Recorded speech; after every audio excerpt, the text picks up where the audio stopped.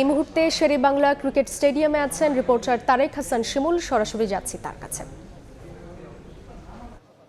ICC টি-20 বিশ্বকাপ 2024-এর দল আনুষ্ঠানিকভাবে ঘোষণা করলো বাংলাদেশ ক্রিকেট বোর্ড, এবং কি আমরা এই নিউজের আগেও যখন যুক্ত হয়েছিলাম সরাসরি, তখন যে দলটাকে নিয়ে আলোচনা করছিলাম সেই দলটাই আসলে দেয়া হয়েছে, যেখানে আসলে বলা হচ্ছিল যে সাইফুদ্দিন থাকবেন কি থাকবেন না। শেষ পর্যন্ত তিনি কিন্তু বাদ পড়েছেন, এবং কি তানজিম সাকিব এবং কি তানভীর তারা কিন্তু যুক্ত হয়েছেন স্কোয়াডে, এবং কি স্ট্যান্ড বাই তালিকায় দুজন ক্রিকেটারকে রাখা হয়েছে। মোটামুটি আর যারা রয়েছেন 15 সদস্যের রেগুলার আসলে খেলছেন তারাই যুক্ত হয়েছেন, এবং কি সাইফুদ্দিনকে বাদ দেওয়া, লিটন দাসের অফ ফর্মে থাকা, তারপরেও দলেও সংযুক্ত থাকা তাসকিন আহমেদের ইনজুরিতে রয়েছেন, তাকে সহ অধিনায়ক করা হয়েছে স্কোয়াডে।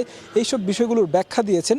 আমার সাথে রয়েছেন আমার সহকর্মী মাহবুব রিমন। আমরা দুজনই আসলে কভার করছিলাম এই প্রেস কনফারেন্সটি, এবং কি তার কাছ থেকে একটু জানি যে আসলে প্রধান নির্বাচক কথা বলছিলেন আসলে যে এই বাদ দেওয়ার বিষয়গুলো নিয়ে, সাইফুদ্দিনকে কেন বাদ দিচ্ছেন, তানজিম সাকিবকে কেন ইনক্লুড করা হয়েছে। সাইফুদ্দিনের এক্সপিরিয়েন্স আছে বিশ্বকাপ খেলার, এবং কি তানজিম সাকিবের সেটা নেই। তারপরেও কি ব্যাখ্যাগুলো আসলে প্রধান নির্বাচকরা দিয়েছেন তাকে আসলে এগিয়ে রাখার ব্যাপারে? দেখেন, প্রধান নির্বাচকের যে প্রায় 40 মিনিটের মতো যে প্রেস কনফারেন্স, সে প্রেস কনফারেন্সে 3টা বিষয় কিন্তু আলাদাভাবে নজর কেড়েছে। প্রথম যেটা হচ্ছে, তাকে একটা দীর্ঘ সময় সাইফুদ্দিনকে কেন বাদ দেওয়া হয়েছে সেটার ব্যাখ্যা তিনি দিয়েছেন। দ্বিতীয় যে বিষয়টা হচ্ছে, তাসকিন আহমেদকে নিয়ে একটা অনুশোচনায় ভুগেছেন নির্বাচকরা, এবং তৃতীয় হচ্ছে কেন স্ট্যান্ড বাই হিসেবে আফিফ হোসেন ধ্রুবকে রাখা হলো, এবং কেন তাকে জিম্বাবুয়ের বিপক্ষে কোনো ম্যাচ খেলানো হলো না। এবার আসি আপনার প্রথম প্রশ্নে। সাইফুদ্দিন, যে কথাটা তিনি বারবার বলেছেন যে সাইফুদ্দিন তাকে নিয়ে আসলে সন্তুষ্ট হতে পারেননি, বিশেষ করে জিম্বাবুয়ের বিপক্ষে শেষ দুটো ম্যাচে তিনি যেভাবে বোলিং করেছিলেন এবং তার কাছ থেকে ইয়র্কারটা তারা আশা করেছিলেন, এবং ব্যাটিংয়ে তিনি এক্সট্রা একটা রোল প্লে করবেন, দুটোতেই আসলে তিনি একেবারে ব্যর্থ হয়েছেন, যে কারণে তারা সাইফুদ্দিনকে বাদ দিয়েছেন। তাসকিনকে আমরা দেখেছি মানে ভাইস ক্যাপ্টেন হিসেবে রাখা হয়েছে, এবং কি তিনি ইনজুরিতে রয়েছেন। তার আসলে যুক্তরাষ্ট্রের বিপক্ষে যে সিরিজটি রয়েছে সেখানে তার খেলাটা অনিশ্চিত, খেলবেন না সেটা আসলে জানিয়ে দিলেন প্রধান নির্বাচক। তারপর আসলে বিশ্বকাপে আসলে কয়টা ম্যাচ পরে তাকে পাওয়া যাবে সেটাও কিন্তু আসলে এখনও নিশ্চিত না। তো তাকে রাখা বা এই ঝুঁকিটা নিয়ে আসলে কি ব্যাখ্যা আসলে দিলেন? দেখেন, এই প্রশ্ন হয়েছিল প্রধান নির্বাচকে, তিনি কিন্তু সরাসরি বলেছেন এটা বিসিবির কল। এমনও প্রশ্ন করা হয়েছিল যে ক্রিকেটার অনিশ্চিত বিশ্বকাপে তাকে কেন আসলে ভাইস ক্যাপ্টেনের মতো একটা গুরুত্বপূর্ণ রোল দেওয়া হয়েছে।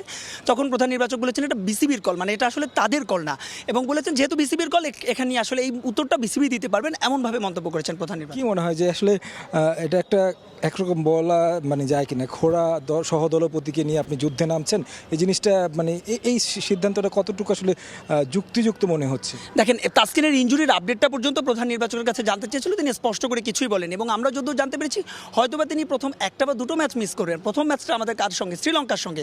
আপনাকে যদি এই গ্রুপ থেকে বাকি যে 3 প্রতিপক্ষ অর্থাৎ দক্ষিণ আফ্রিকা, নেদারল্যান্ডস এবং নেপাল, অর্থাৎ আপনাকে শ্রীলঙ্কা কিংবা দক্ষিণ আফ্রিকা এই দুটো দলের একটা দলকে বিট করতে হবে, এবং আপনি যদি আপনার সেরা অস্ত্রটাকে সেখানে না পান, সেক্ষেত্রে তো আসলে জিনিসটা অনেক বেশি দুর্ভাগ্যজনক। কিন্তু বারবারই নির্বাচক বলেছিলেন এই বিষয়টা, অর্থাৎ তাসকিনের বিষয়টা বরাবরই কিন্তু বিসিবির কল।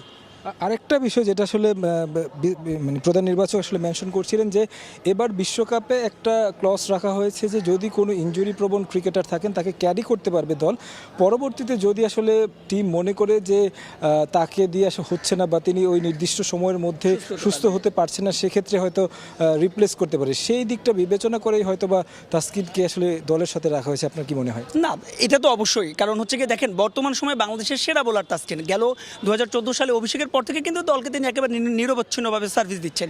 নিঃসন্দেহে তার একটা ইনজুরি কনসার্ন রয়েছে, তবে তার জন্য শেষ পর্যন্ত যে বাংলাদেশ ক্রিকেট বোর্ড অপেক্ষা করবে সেটা নিশ্চিত। এবং গতকাল আমরা যেমনটা জানিয়েছিলাম, এই ধরনের ইনজুরিতে 3 থেকে 6 সপ্তাহের মতো সময় লাগে, যেহেতু এখনও 23 দিন বা 22 দিনের মতো সময় রয়েছে বাংলাদেশ ক্রিকেট বোর্ডের হাতে, সেরা অস্ত্রের জন্য তারা একেবারে শেষ পর্যন্ত অপেক্ষা করবে।